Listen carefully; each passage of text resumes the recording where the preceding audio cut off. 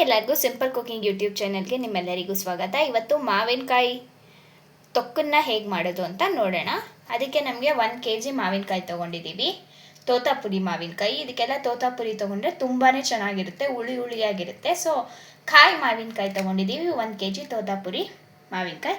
ಹಾಗೆ ಸಾಸಿವೆ, 1 table spoon ಸಾಸಿವೆ.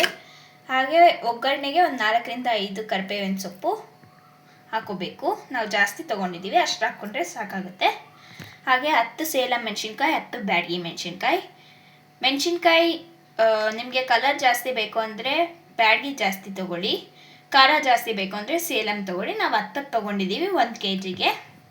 ಹಾಗೆ ಬೆಲ್ಲ, 1 ನಿಂಬೆಹಣ್ಣು ಗಾತ್ರದಷ್ಟು ಬೆಲ್ಲ. ಹಾಗೆ ಮೆಂತ್ಯ, 1 ಸ್ಪೂನ್ ಮೆಂತ್ಯ. ರುಚಿಗೆ ತಕ್ಕಷ್ಟು ಉಪ್ಪು, ಇಂಗು, ಹಾಗೆ ಅರಿಶಿನ, ಅರ್ಧ ಸ್ಪೂನ್ ಅರಿಶಿನ, ಹಾಗೆ ಎಣ್ಣೆ. ಇವಾಗ ಹೇಗೆ ಮಾಡೋದು ಅಂತ ನೋಡೋಣ. ಮೀಡಿಯಂ ಫ್ಲೇಮಲ್ಲಿ ಮೆಂತ್ಯ ಮತ್ತು ಮೆಣಸಿನ್ಕಾಯಿ ಹಾಕ್ಕೊಂಡು ಡ್ರೈ ರೋಸ್ಟ್ ಮಾಡ್ಕೋಬೇಕು, ಎಣ್ಣೆ ಹಾಕಬಾರ್ದು. ಈ ಥರದ್ದು ಮಾಡಿದ್ರೆ ನಾವು ಚಪಾತಿ, ದೋಸೆ, ಅನ್ನ ಎಲ್ಲದಕ್ಕೂ ತುಂಬಾ ಚೆನ್ನಾಗಿರುತ್ತೆ. ಈ ಥರದ್ದು ಮಾಡಿ ನೀವು ಸ್ಟೋರ್ ಮಾಡಿ ಇಟ್ಕೋಬೋದು. ಅನ್ನಕ್ಕೆ ಕಲಿಸ್ಕೊಂಡು ಅದಕ್ಕೆ ಎಣ್ಣೆ ಹಾಕ್ಕೊಂಡು ತಿಂದರೆ ತುಂಬಾ ಚೆನ್ನಾಗಿರುತ್ತೆ. ಚಪಾತಿ, ರೊಟ್ಟಿ, ದೋಸೆ, ಇಡ್ಲಿ ಎಲ್ಲದಕ್ಕೂ ತುಂಬಾ ಚೆನ್ನಾಗಿರುತ್ತೆ, ಹುಳಿ ಹುಳಿಯಾಗಿರುತ್ತೆ. ಮಕ್ಕಳಿಂದ ಇಡ್ಲಿ ದೊಡ್ಡವ್ರಿಗೂ ತುಂಬಾ ಇಷ್ಟ ಆಗುತ್ತೆ. ಇವಾಗ ಇದು ಹುರ್ಕೋಬೇಕು, ಮೀಡಿಯಂ ಫ್ಲೇಮಲ್ಲೇ ಇಟ್ಕೊಂಡಿದ್ದೀವಿ.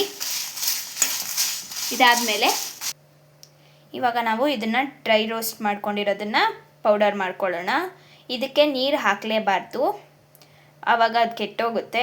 ನೀರು ಹಾಕ್ದಿರ ಹಾಗೆ ಮಾಡಬೇಕು. ಫುಲ್ ಪ್ರೋಸೆಸ್ ನೀರು ಹಾಕಲೇಬಾರ್ದು. ಇದನ್ನು ಒಂದು ಏರ್ ಟೈಟ್ ಕಂಟೈನರ್ಗೆ ಹಾಕಿಬಿಟ್ಟು ಸ್ಟೋರ್ ಮಾಡ್ಕೋಬೋದು. ಒಂದು 7 to 8 days ಚೆನ್ನಾಗೇ ಇರುತ್ತೆ. ಫ್ರಿಜ್ಜಲ್ಲಿ ಇಟ್ಕೋಬೇಕು. ಇವಾಗ ಇದು ತಣ್ಣಕ್ಕಾಗಿದೆ. ಇವಾಗ ಪೌಡರ್ ಮಾಡ್ಕೊಳ್ಳೋಣ, ಡ್ರೈ ಪೌಡರು. ಈ ಥರ ಪೌಡರ್ ಮಾಡ್ಕೋಬೇಕು, ತುಂಬ ನೈಸು ಅಲ್ಲ, ಮೀಡಿಯಮ್ ಆಗಿ ಪೌಡರ್ ಮಾಡ್ಕೋಬೇಕು. ಈಗ ಇದಕ್ಕೆ ರುಚಿಗೆ ತಕ್ಕಷ್ಟು ಉಪ್ಪು ಹಾಕ್ಕೊಂಡಿದ್ದೀವಿ. ಹಾಕ್ಕೊಂಡು ಪೌಡರ್ ಮಾಡ್ಕೋಬೇಕು. ಅದನ್ನು ಕಲ್ಲುಪ್ಪು ತೊಗೊಂಡಿದ್ದೀವಿ ನಾವು. ಕಲ್ಲುಪ್ಪು ತೊಗೊಂಡ್ರೆ ಅದು ಬಾಳಿಕೆ ಜಾಸ್ತಿ ಬರುತ್ತೆ, ಅಂದರೆ ಜಾಸ್ತಿ ದಿನ ಇಟ್ಕೊಂಡು ಯೂಸ್ ಮಾಡ್ಬೋದು ಅಂತ. ನಿಮಗೆ ಕಲ್ಲುಪ್ಪಲ್ಲಿ ಗೊತ್ತಾಗಲ್ಲ, ಪುಡಿ ಉಪ್ಪೇ ಸರಿ ಅಂದರೆ ನೀವು ಪುಡಿ ಉಪ್ಪನ್ನೇ ತೊಗೋಬೋದು. ನಿಮ್ಮ ರುಚಿಗೆ ಎಷ್ಟು ಬೇಕೋ ಅಷ್ಟು ತೊಗೋಬೋದು. ಕಲ್ಲುಪ್ಪು ಜೊತೆಗೆ ಮಾವಿನಕಾಯಿ ಸ್ವಲ್ಪನೇ ಹಾಕ್ಕೊಂಡು ಗ್ರೈಂಡ್ ಮಾಡ್ಕೋಬೇಕು. ನೀರು ಹಾಕೋಬೇಡಿ, ಎಣ್ಣೆನೂ ಹಾಕೋಬೇಡಿ. ಇವಾಗಲೇ ಸ್ವಲ್ಪನೇ ಹಾಕೋಬೇಕು ಮಾವಿನಕಾಯಿ. ಗ್ರೈಂಡ್ ಮಾಡ್ಕೊಳ್ಳೋಣ. ಈ ಥರ ಪೇಸ್ಟ್ ಮಾಡ್ಕೋಬೇಕು. ತುಂಬಾ ನುಣ್ಣಗೆ ಮಾಡ್ಕೋಬೇಡಿ, ಆ ಪೀಸಸ್ ಸ್ವಲ್ಪ ಹಾಗೆ ಇರೋ ಥರ ಮಿಕ್ಸಿ ಮಾಡ್ಕೊಳ್ಳಿ. ಇವಾಗ ನೆಕ್ಸ್ಟ್ ಏನು ಮಾಡಬೇಕಂತ ನೋಡೋಣ. 1 kg ಮಾವಿನಕಾಯಿ ತೊಕ್ಕಿಗೆ 100 ಗ್ರಾಮಷ್ಟು ಎಣ್ಣೆ ಹಾಕೋಬೇಕು. ಸ್ಪೂನ್ ಲೆಕ್ಕದಲ್ಲಿ ನೋಡಿದ್ರೆ ಒಂದು 6 ರಿಂದ 7 ಟೇಬಲ್ ಸ್ಪೂನ್ ಎಣ್ಣೆ ಹಾಕ್ಕೊಂಡಿದ್ದೀವಿ. ಮೀಡಿಯಂ ಫ್ಲೇಮಲ್ಲೇ ಇಡಬೇಕು. ಎಣ್ಣೆ ಬಿಸಿ ಆದಮೇಲೆ ಈಗ ಸಾಸಿವೆ ಹಾಕ್ಕೊಳ್ಳೋಣ. ಸಾಸಿವೆ ಚಟಪಟ ಆದಮೇಲೆ ಕರಿಬೇವಿನ ಸೊಪ್ಪು ಹಾಕ್ಕೋಬೇಕು. ಈಗ ಹಿಂಗೆ ಹಾಕ್ಕೊಳ್ಳೋಣ. ಒಂದು ಅರ್ಧ ಟೇಬಲ್ ಸ್ಪೂನ್ ಹಿಂಗೆ ಅಂದ್ಕೊಳ್ಳಿ 1 kgಗೆ.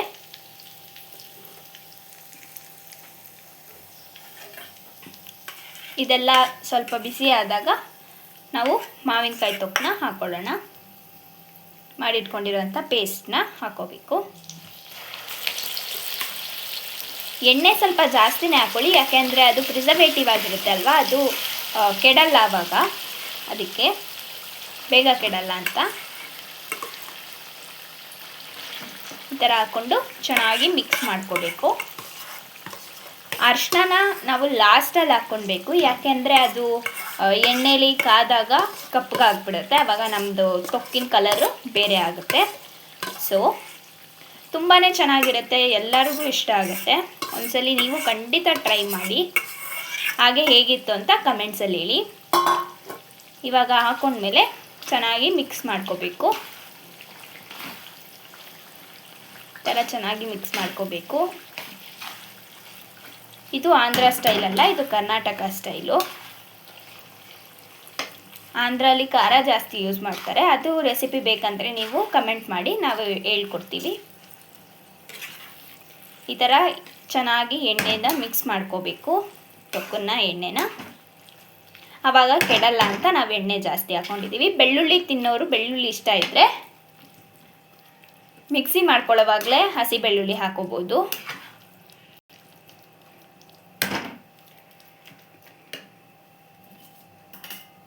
ಇವಾಗ ಚೆನ್ನಾಗಿ ಮಿಕ್ಸ್ ಮಾಡ್ಕೊಂಡ್ಮೇಲೆ ಮೀಡಿಯಮ್ ಫ್ಲೇಮಲ್ಲಿ ಇಟ್ಕೊಂಡಾಗ ಅರಿಶಿನ ಹಾಕ್ಕೋಬೇಕು.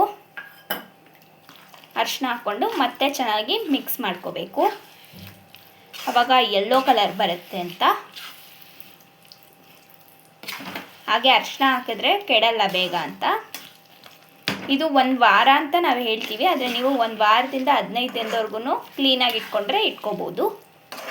ಅರಿಶಿನ ಹಾಕ್ಕೊಂಡು ಚೆನ್ನಾಗಿ ಮಿಕ್ಸ್ ಮಾಡ್ಕೊಳ್ಬೇಕು. ಲಾಸ್ಟಲ್ಲಿ ಇದು ಸ್ವಲ್ಪ ಕುದಿಯೋಕ್ಕೆ ಸ್ಟಾರ್ಟ್ ಆದಮೇಲೆ, ಇದು ಸ್ವಲ್ಪ ಬಿಸಿ ಆದಮೇಲೆ ಬೆಲ್ಲ ಹಾಕ್ಕೋಬೇಕು. ಬೆಲ್ಲ ಏನಕ್ಕೆ ಅಂದರೆ ಸ್ವೀಟಾಗಿರುತ್ತೆ, ಸ್ವಲ್ಪ ಹುಳಿ ಸ್ವೀಟು ಖಾರ ಎಲ್ಲ ಇದ್ದರೆ ಚೆನ್ನಾಗಿರುತ್ತೆ ಅಂತ ಬೆಲ್ಲ ಹಾಕ್ಕೊಂಡು ಚೆನ್ನಾಗಿ ಮಿಕ್ಸ್ ಮಾಡಿಕೊಂಡು ಒಂದು 5 ನಿಮಿಷ ಬಿಟ್ಟು ಸ್ಟವ್ ಆಫ್ ಮಾಡಿದ್ರೆ ನಮ್ಮ ಮಾವಿನಕಾಯಿ ತೊಕ್ಕು ರೆಡಿ ಆಗುತ್ತೆ.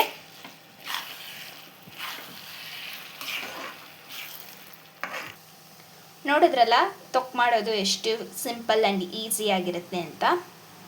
ಇದನ್ನು ನೀವು 8ರಿಂದ 10 ದಿನ ಸ್ಟೋರ್ ಮಾಡ್ಕೋಬೋದು. ತುಂಬಾ ಕ್ಲೀನಾಗಿ ಮಾಡ್ತೀರಾ ಸ್ಟೋರು ಅಂದರೆ 15 ದಿನ ಇಟ್ಕೋಬೋದು. ನಿಮಗೆ ಈ ವಿಡಿಯೋ ಇಷ್ಟ ಆಗಿದ್ದರೆ ನಮ್ಮ ಚಾನಲ್ನ ಸಬ್ಸ್ಕ್ರೈಬ್ ಮಾಡ್ಕೊಳ್ಳಿ. ಹಾಗೆ ಈ ವಿಡಿಯೋಗೆ ಲೈಕ್ ಮಾಡಿ, ಈ ವಿಡಿಯೋನ ಶೇರ್ ಮಾಡಿ ನಿಮ್ಮ ಫ್ರೆಂಡ್ಸ್ ಆ್ಯಂಡ್ ಫ್ಯಾಮಿಲಿ ಜೊತೆ. ಎಲ್ಲರೂ ಈ ಥರನೇ ಮಾಡಿಕೊಂಡು ರುಚಿಯಾಗಿ ತಿನ್ನಲಿ ಅಂತ. ಹಾಗೆ ನೀವು ಟ್ರೈ ಮಾಡಿ ಟೇಸ್ಟ್ ಹೇಗಿದೆ ಅಂತ ಕಮೆಂಟ್ ಮಾಡಿ. ಸಿಂಪಲ್ ಕುಕ್ಕಿಂಗ್ ಯೂಟ್ಯೂಬ್ ಚಾನಲ್ನ ಸಬ್ಸ್ಕ್ರೈಬ್ ಮಾಡ್ಕೊಳ್ಳಿ. ಸಿಂಪಲಾಗಿ ಅಡುಗೆ ಮಾಡೋದು ಹೇಗೆ ಅಂತ ನಾವು ಹೇಳ್ಕೊಡ್ತೀವಿ. ನಿಮಗೆ ಬೇರೆ ಯಾವುದನ್ನ ರೆಸಿಪಿ ಬೇಕು ಅಂದರೆ ಪ್ಲೀಸ್ ಕಮೆಂಟ್ ಮಾಡಿ. ಹಾಗೆ ಎಲ್ಲರೂ ಪ್ಲೀಸ್ ಸಬ್ಸ್ಕ್ರೈಬ್ ಮಾಡಿ. Thank you for watching.